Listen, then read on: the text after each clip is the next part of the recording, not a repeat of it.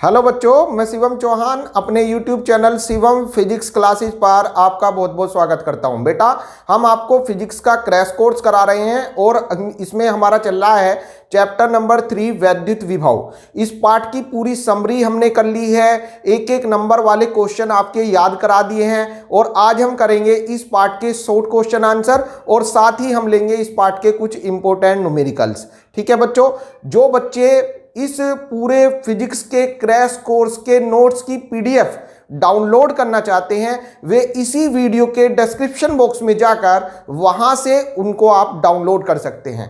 ठीक है बच्चों, तो आइए शुरुआत करते हैं इस चैप्टर के इंपॉर्टेंट शॉर्ट क्वेश्चन आंसर पर जो आपके एग्जाम में 2 नंबर और 3 नंबर में पूछे जाएंगे। देखिए बच्चों, क्वेश्चन नंबर 1 है स्थिर वैद्युत विभव तथा 2 बिंदुओं के बीच विभवांतर को परिभाषित कीजिए। देखिए बच्चों, वैद्युत विभव ये मैंने आपको समरी कराते कराते ही याद करा दिया था। वैद्युत विभव डिनोट करते हैं V से और सूत्र होता है W/Q0। ठीक है, और मैंने इसकी डेफिनेशन बताई थी कि जैसे Q0 है, अपोन में Q0 आ रहा है तो इसको आप 1 मान लो। डेफिनेशन बनाने का आसान तरीका यह है, सूत्र याद हो, सूत्र से आप परिभाषा अपने आप बना लो, रटने की जरूरत नहीं है। ठीक है, तो अपोन में आ रहा है Q0। Q0 को बोलते हैं परीक्षण आवेश, मतलब प्रैक्टिकली चार्ज। यदि हम परीक्षण आवेश का मान Q0 का मान 1 कूलाम मान लें, तो अगर ये Q0 1 कूलाम है तो तब V बराबर हो जाएगा W, अर्थात डेफिनेशन हो जाएगी एकांक, एक मतलब एकांक परीक्षण आवेश को कहां से, अनंत से, है ना, इनफाइनाइट से कहां तक, वैद्युत क्षेत्र तक लाने में, है ना, वैद्युत क्षेत्र तक लाने में किया गया कार्य क्या कहलाता है बच्चों? वैद्युत विभव कहलाता है। ठीक है, एकांक परीक्षण आवेश को अनंत से वैद्युत क्षेत्र में किसी बिंदु तक लाने में किया गया कार्य उस बिंदु पर वैद्युत विभव कहलाता है। ठीक है, तो आप इसकी डेफिनेशन अपने आप बनाकर लिख दीजिएगा। साथ ही इसमें पूछा है वैद्युत विभव और वैद्युत विभवांतर। देखिए बेटे, विभव और विभवांतर में फर्क ये होता है, विभव में आवेश को हम कहां से ला रहे हैं, अनंत से, और विभवांतर में क्या होता है, वैद्युत क्षेत्र में ही आवेश को एक बिंदु से दूसरे बिंदु तक ले जाएंगे। जैसे सपोज कीजिए ये एक धन बिंदु आवेश है +Q, इससे r दूरी तक यहां पर वैद्युत क्षेत्र की परिसीमा है। ठीक है, मान लीजिए यहां पर कोई बिंदु A है।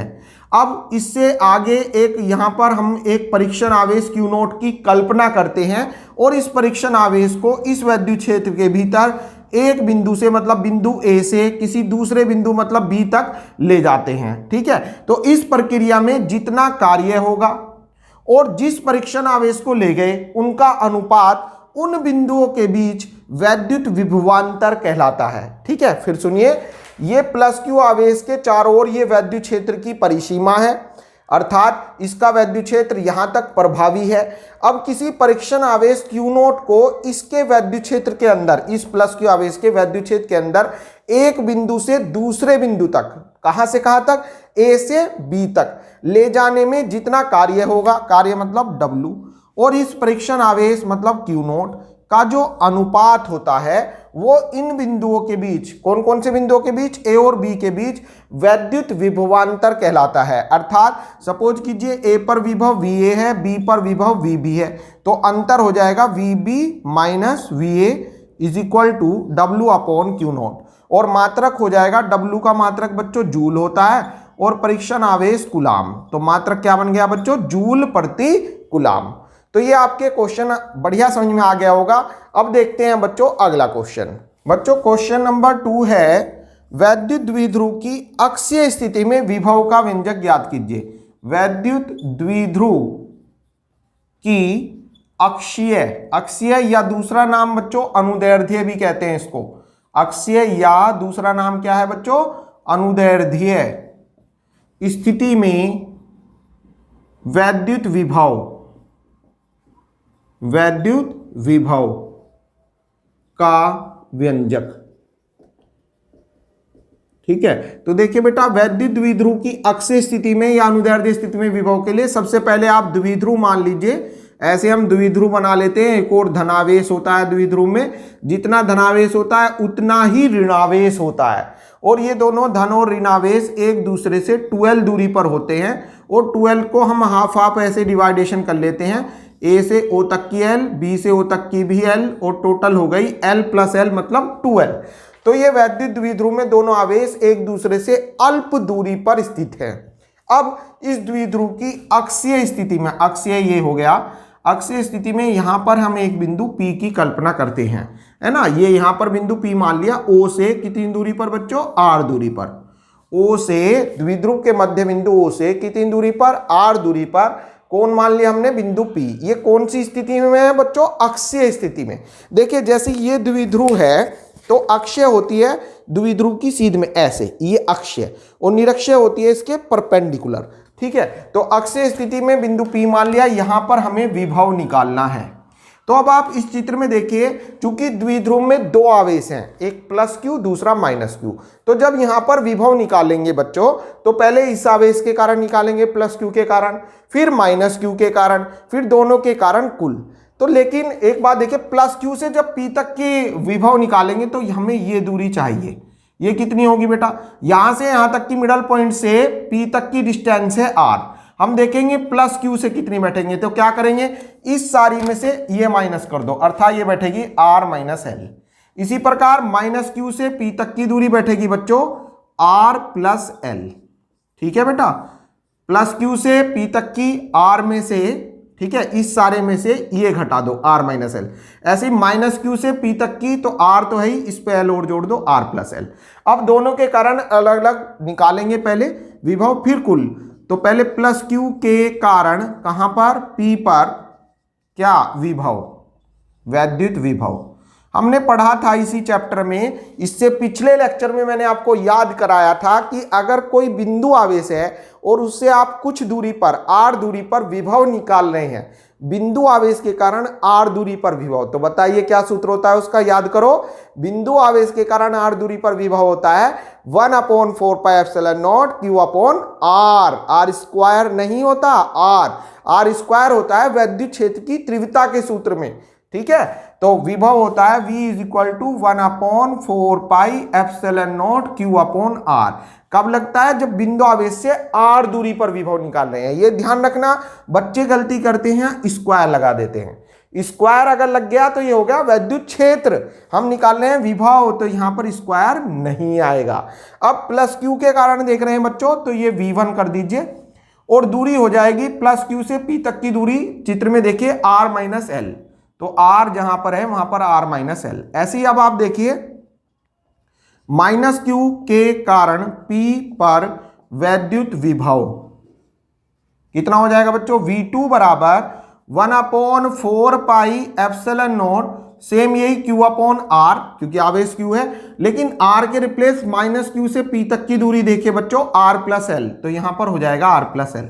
अब चूंकि ये माइनस का आवेश है तो यहां पर माइनस आ जाएगा, यहां पर प्लस का आवेश था तो ये प्लस रहा, ठीक है। अब कुल विभव P पर, कुल विभव क्या करें, जोड़ दो, V = V1 + V2, तो ये हो जाएगा बच्चों V जब इसमें ये जोड़ेंगे तो आप देखिए 1/4πε0 यहां पर है, यहां पर भी है, सिमिलरली Q यहां पर है, यहां पर भी है, अर्थात कहने का मतलब Q/4πε0 कॉमन आ गया। क्या बचा बच्चों, यहां बचा 1/r-l, और यहां माइनस का है, माइनस क्यों आया है, क्योंकि आवेश काहे का था बच्चों, माइनस का। तो विभव जो होता है वो अदिश राशि होती है, चिन्ह पर निर्भर करती है, आवेश के चिन्ह पर। तो आवेश यहां पर प्लस का था तो विभव प्लस में आया, यहां पर आवेश माइनस का है तो विभव माइनस में आया, ठीक है, इसलिए यहां पर माइनस चिन्ह लगाया। और माइनस यहां पर बचेगा बच्चों, ये तो कॉमन ले चुके हैं हम, Q/4πε0, तो यहां पर बचा -1/r+l। अब इसको सोल्व करिए तो V = हो जाएगा Q/4πε0, लघुत्तम ले लीजिए इसका, r-l, r+l, ये वर्गांतर हो जाएगा a - b, a+b, a² - b², तो अर्थात ये हो जाएगा r² - l²। अब क्या करें बच्चों, इसकी इधर, अर्थात ये r+l, इसकी इधर करिए तो चिन्ह बदल जाएंगे, -r और -- +l, कुछ कटता है तो काट दो। क्या कटा बच्चों? आर से आर कट गया, तो ये हो जाएगा, यहां कर रहा हूं मैं, तो v इक्वल टू आ जाएगा q upon 4 pi epsilon not, और ये हो जाएगा l प्लस एल मतलब 2l अपॉन, यहां देखिए r square minus l square.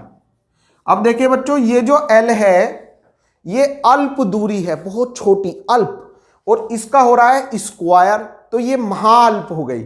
महाअल्प मतलब बहुत छोटी, नगण्य, नेग्लिजिबल है ये। तो इसको आप क्या करेंगे बच्चों? छोड़ देंगे। एल स्क्वायर छोटा है, बहुत छोटा है, किससे? आर स्क्वायर से।